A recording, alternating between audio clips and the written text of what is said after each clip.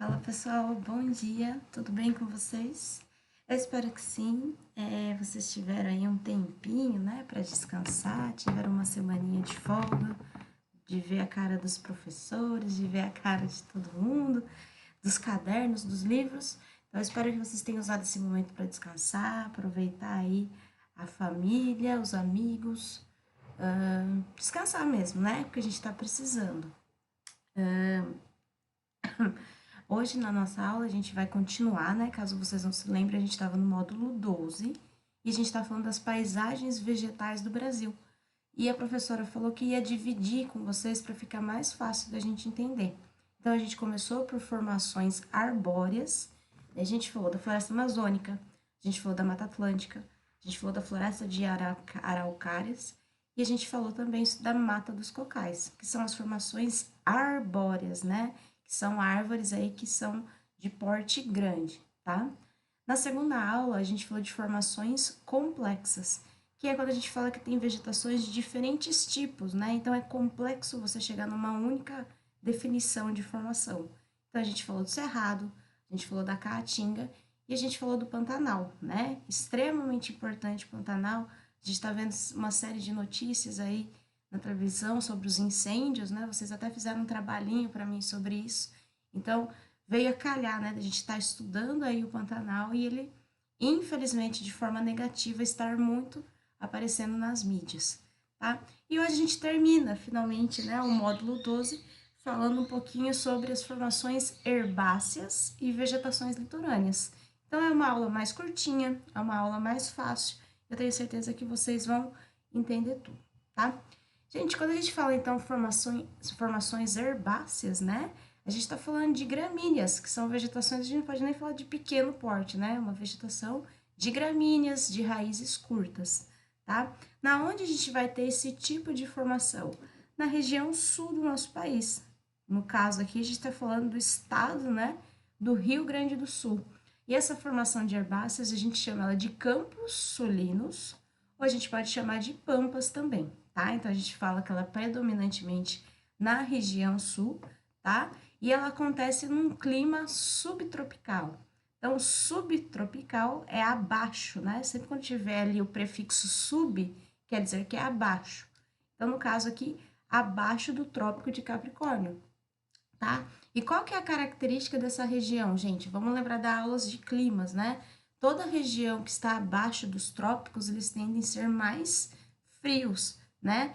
A gente mora num país tropical, certo? Então, a temperatura média do nosso país são temperaturas altas, né? Por estar mais próximo da linha do Equador, na região intertropical, até os invernos na região centro-oeste. No norte, no nordeste são temperaturas amenas, né? Não é um frio igual a gente tá aqui, né? De cachecol e gorrinho, tá? Então, a região subtropical é onde a gente consegue ter médias mais frias que a gente tem na região, tá? No Brasil. Se a gente for olhar aqui, ó, a mínima, né, nessa cidade aqui, Alegrete, no Rio Grande do Sul, nos meses mais frios chega a 14, 13 graus Celsius, coisas que não vai chegar aí em outras regiões, tá? E então, o clima subtropical, a gente tem temperaturas baixas no inverno, verão quente e inverno frio, tá? E a gente tem uma média de chuvas aqui, ó, todo mês, né? Então, a gente fala que são chuvas bem distribuídas, tá? Não chove bastante, né? Vocês percebem que fica aqui, ó, a 120, 130, né? Milímetros por mês. Então, chove um pouquinho todo mês, certo? Bom, sobre o relevo dessa região, a gente fala que é um relevo plano de coxilhas, tá? Então, o que que são coxilhas? Essa coisa é levemente ondulada, percebam, tá? Isso é um relevo de coxilha. Não é morro, não é montanha, não é nada muito íngreme, né? São relevos aqui planos e que você tem uma leve ondulação, tá? Mas qual que é o problema, pessoal?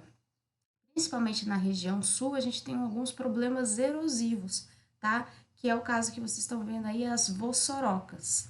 As vossorocas são esses buracões aqui, ó, de forma feia, né, para definir, são grandes erosões, né, que acontecem no solo mas a gente pode chamar ela de vossoroca também, que são esses buracões que abrem no solo. Por quê? As gramíneas, né, que é a formação herbácea que a gente está estudando, é uma vegetação muito pequena, né, e ela não consegue proteger esse solo da chuva. Então, por exemplo, numa região onde tem árvores grandes, né, quando acontece a chuva bate na árvore, escorre pela árvore e aí infiltra no solo. Então, é como se essas árvores protegessem o solo.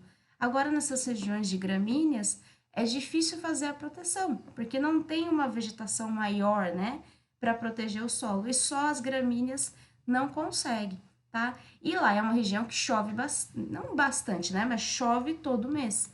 Então, quando começa a acontecer a chuva, essa chuva vai batendo nesse solo, vai batendo nesse solo, esse solo vai abrindo buracos, né? Então, esse solo, ele era um buraquinho bem pequeno aqui, tá vendo? Igual nessa figura, e depois ele vai abrindo, abrindo, fazendo buracos maiores, tá? Então, um dos problemas aqui da formação herbácea do Campos Sulinos seria a formação de vossorocas, tá?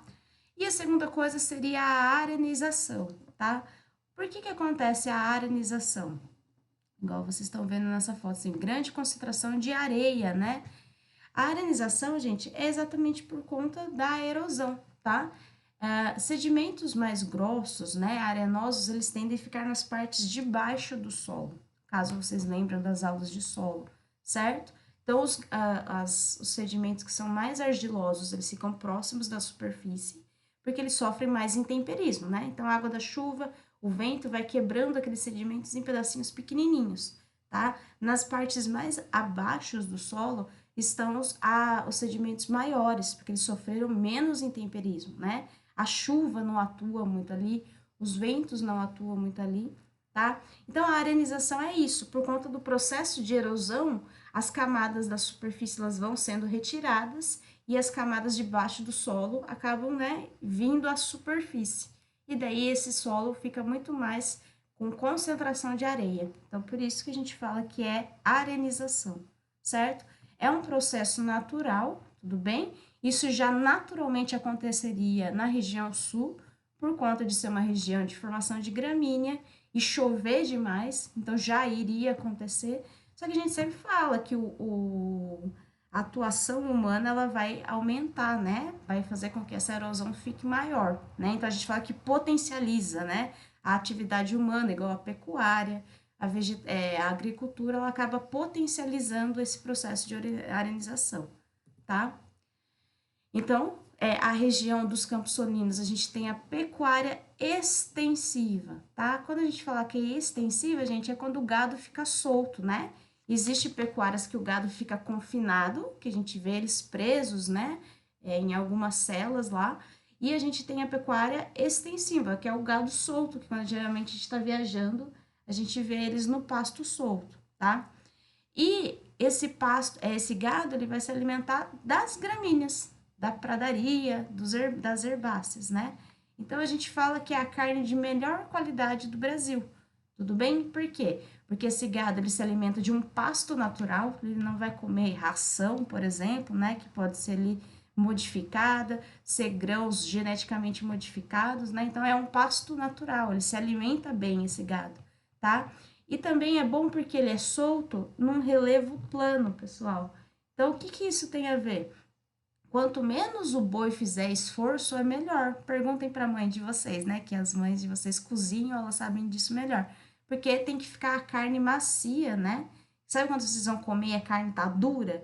Por que que tá duro? Porque o boi muitas vezes faz muitos exercícios, se mexe, né? Precisa caminhar, precisa subir, por exemplo, áreas declivosas, e isso vai criando músculo no boi e faz com que a carne fique mais dura. Então, nessa região, por ser uma região plana, o boizinho ele não precisa fazer esforço, então a carne fica mais macia. Então, por isso é a nossa carne de melhor qualidade, tá?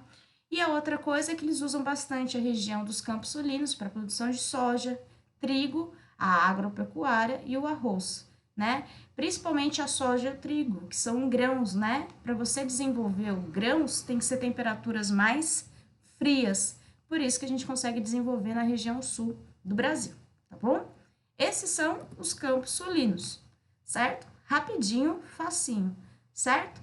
E agora a gente vai falar da vegetação litorânea, aquelas que ficam próximas das praias brasileiras, certo? O mangue, não sei se vocês, né, viajam bastante, mas é uma região que às vezes é usada para turismo, né? Eu mesma já fui, já entrei no mangue, né? É bastante divertido, não sei se vocês já tiveram a oportunidade, né? Na aula online a gente pergunta, né, se vocês já participaram, já entraram no mangue ou não, que é essa área aqui, ó, de lama mesmo, né? De lamaçal, certo? Então, a formação de mangues, ela, como vocês estão vendo aqui, ó, elas ficam nas áreas litorâneas, né? Então, ela sai desde a região norte do nosso país, passa pelo Nordeste e tem aqui na região Sudeste e pouquinho do Sul aqui no Paraná, tá? Então, a gente fala que é uma água salobra. Por que que ela é essa consistência aqui, gente, de lama? Porque é uma região onde a gente tem o encontro das águas do rio, tudo bem? Com as águas do oceano. O Oceano Atlântico não está aqui, né? Então, quando você tem a junção desses dois tipos de água, você tem aí uma água salobra, tá? Que é essa concentração, essa característica de lamaçal, tá certo? E a gente fala que esse solo é lodoso por isso mesmo, por ele ser, por essa característica de lamaçal, tá? Então, ó, igual vocês estão vendo aqui, uma das características da vegetação do mangue são raízes aéreas, né? O que que a gente geralmente vê? A gente vê a árvore, né? E a raiz dentro do solo, na grande maioria das vezes, né? Nos mangues é diferente, né? A gente até fica, parece até cenário um pouco de terror, né? Porque assusta esse monte de galho aqui para fora. Só que isso daqui são raízes, tá? Não é galho. São as raízes que saem para fora do solo, que saem para fora do mangue, tá? Por quê, gente? Como ele é um solo com muita lama, né, que a gente fala, ele tem pouco oxigênio. E isso é ruim para a planta, né? A planta ela precisa fazer trocas gasosas. Então, uma forma para ela conseguir respirar melhor, ela põe as raízes para fora do solo. Então, a gente chama de raízes aéreas. Essa é a principal característica do mangue. Solo lodoso, né? Água salobra e raízes aéreas, né? A gente sempre fala que a vegetação, né, ela é muito inteligente, ela vai se adaptando aí às dificuldades, né, que acontece ali no seu meio. Então, se o solo é pobre em oxigênio, ela dá um jeito, né, de se adaptar naquela região e conseguir sobreviver. E sobrevivem, igual vocês podem ver, tá? Então, se perguntar por que que as raízes lá nos mangues são dessa forma, é para a vegetação conseguir fazer o processo de trocas gasosas melhor, né? Respirar com mais facilidade, tá? E a gente fala também que nos mangues a gente tem uma grande quantidade de matéria orgânica, é por isso que a gente chama de berçário marinho, tá? Professora, o que é matéria orgânica? É tudo aquilo, né, que, por exemplo, nessa região do mangue, morre uma vegetação, essa vegetação entra em decomposição e vira matéria orgânica. Os animaizinhos que vivem aqui, tá certo? Pode vir a morrer, sofre o processo de decomposição, vira matéria orgânica, tá certo? E isso vira alimento para outros animais depois. Então, por isso que a gente chama de berçário marinho. As aves, outros animais, os crustáceos, por exemplo, vão para essa região para reprodução, tá? E depois os filhotes acabam se alimentando dessa matéria orgânica. Então, o mangue, ele é extremamente importante, né? Seja no que se refere à fauna e à flora. A flora por ter essas espécies, né, essas vegetações diferentes, tá? E também é importante para a fauna, porque os animais, né, eles dependem dessa região para se alimentar e para se reproduzir também, tá? Bom, como é uma região de berçário marinho, né, os animais vão até essa região, a gente fala que tem uma variabilidade de peixes muito grande, tá? E crustáceos também. Para quem já foi, né, realmente no mangue, provavelmente deve ter visto, né, os caranguejos, né? A gente vê em algumas regiões, você consegue ver eles, né? Então, e tem gente que vive disso, tá? E dá até um pouquinho de aflição, que a gente tem medo deles pegar o nosso pé na hora que a gente tá no mangue, mas eles têm mais medo da gente do que a gente dele, né? Por ser uma região muito rica, né, em biodiversidade de animais, muita gente usa, né, desenvolve economicamente a pesca artesanal, tá? E o extrativismo animal, ou seja, as pessoas se extraem os animais dessa região para sobreviver. Uns que é muito famoso, que são os homens caranguejos, né? Não sei se vocês já ouviram falar, não, mas muita gente, principalmente no Nordeste brasileiro, vive disso, né? Eles caçam aí os caranguejos em algumas regiões brasileiras, né? Muita gente se alimenta disso, então eles vivem disso economicamente. Então o mangue ele é importante pela vegetação, é importante porque os animais, né, usam essa região para viver e se reproduzir, e ela é importante também para as populações locais, tá? Que vivem economicamente da extração de animais aí, da pesca, tá? Mas como sempre a gente tem alguns problemas, né? Toda a região aí, toda a formação vegetal a gente discutiu tem alguns problemas ambientais, né? Na floresta amazônica tem o desmatamento, né? Cerrado, desmatamento. A gente falou, né, na região sul, a gente tem o processo de erosão, vossorocas, né? Tudo aí forçado, potencializado pelo homem, né? Pantanal colocam fogo. E no mangue não ia ser diferente. Infelizmente, né, a nossa população, o nosso país, ele não tem o costume de preservar o meio ambiente. E é muito triste, porque a gente tem uma riqueza tão grande de vegetação no nosso país e a gente não preserva, tá? A primeira coisa é aterro de mangues. Então, gente, na região litorânea brasileira, é a região onde a gente tem maior concentração de pessoas. Se a gente pegar um mapa de aonde está a população brasileira, vocês vão ver que predominantemente a população brasileira ocupa os litorais. Então, é como se os mangues atrapalhassem, né? É uma área a menos para ocupar. Então, muitos lugares aterram o mangue, tá vendo? As pessoas jogam coisa em cima do mangue para elas poderem ocupar, tá? Então, expansão de loteamentos e resorts, né, que são aqueles hotéis mais chiques, eles têm aí a tendência também de aterrar os mangues. E construção de portos é bastante comum também, né? Olha que triste. Então, joga cimento, joga areia, joga tijolo, tudo aqui para expandir um pouquinho a área, né? E pega aí a área de mangue, tá? Outra coisa que o ser humano faz muito é poluir o mangue, né? Então, poluição doméstica. Vocês estão vendo a quantidade de lixo que tem aqui na região próxima ao mangue, né? Muito triste essa imagem. Derrames industriais e principalmente de petróleo. Eu não sei se vocês vão se lembrar ou não, né? Porque como vocês são mais novinhos, eu não sei o quanto vocês acompanham as notícias, mas o ano passado a gente teve... O ano passado não, né? Foi esse ano. Foi no início desse ano, né? Aconteceu tanta coisa no mundo agora que eu nem lembro mais se é 2019 ou 2020, mas se não me engano foi no começo desse ano. Teve derramamento de petróleo ali nas praias da região nordeste do Brasil, né? E elas atingiram parte dos mangues. Olha só que triste essa imagem, né? E é muito complicado, porque a gente via, né, aquelas manchas de mangue, por exemplo, no mar, e as pessoas tentando fazer a limpeza e tudo mais, mas uma região de mangue, né, que é uma região de lamaçal, era muito difícil você fazer a limpeza dessa região, né? Então, foi muito triste, tanto para os animais, né, e para a vegetação local aí dos mangues. E para finalizar, o lançamento de esgoto, tá? Esgoto doméstico. As áreas mais pobres aí, existem essas favelas de mangue, né? Que são pessoas, geralmente favelas, né? Comunidades que a gente fala, são pessoas que moram em lugares irregulares, né? Que elas não pagam impostos. É uma população já marginalizada, né? Que não consegue pagar uma casa, não consegue pagar o IPTU. Então, elas acabam indo para as áreas periféricas da cidade e montam seus barracos. Só que a diferença, né, de geralmente a gente vê isso em grandes cidades, a gente vê, né, essas periferias mais distantes da cidade. No caso aqui dos favelas de mangue, essas pessoas elas moram praticamente dentro dos mangues, né? Olha que situação mais difícil, né, gente? Viver numa favela onde você já não tem infraestrutura, né? Você não vai ter, por exemplo, esgoto, por exemplo, né, o acesso a saneamento básico, você não vai ter as condições mínimas aí, né, para uma população se desenvolver. Imagine uma área de mangue, né? Então a gente olha essa imagem, é bastante desconfortável. Eu imagino para a população que mora nessa região e para todo o ecossistema aqui que está próximo disso, tá? Então, em Santos, né, é uma realidade mais próxima de nós aqui do estado de São Paulo, a gente tem a maior favela de mangue do Brasil, tá?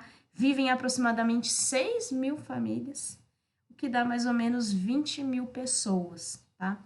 20 mil pessoas, gente, dá cidades pequenas de muitos lugares aí, né? Então, muita gente vivendo nessa condição aqui e 20 mil pessoas que não têm acesso ao saneamento básico, que vai jogar o seu lixo, que vai jogar seu lixo doméstico aí no mangue. E isso vai trazer uma série de problemas, né? Principalmente para a fauna, para os animais ali que moram na região, tá? Como eu comentei com vocês, essa aula é curtinha, então a gente conseguiu finalizar aí as formações vegetais do Brasil. Eu espero que vocês tenham entendido, espero que vocês tenham gostado. Vocês têm aí como atividade, né, para depois a gente discutir em aula online, para ver se vocês entenderam mesmo. A atividade 1 da página 262 e a atividade 2 da página 272 e os testes 1 e 2, tá? São as atividades de sala que agora a gente está fazendo em casa e depois corrigindo online. Tá certo, pessoal? Espero que vocês tenham entendido. Nossa, nasceu o sol aqui na minha cara. Bons estudos para vocês. Até mais. Tchau, tchau.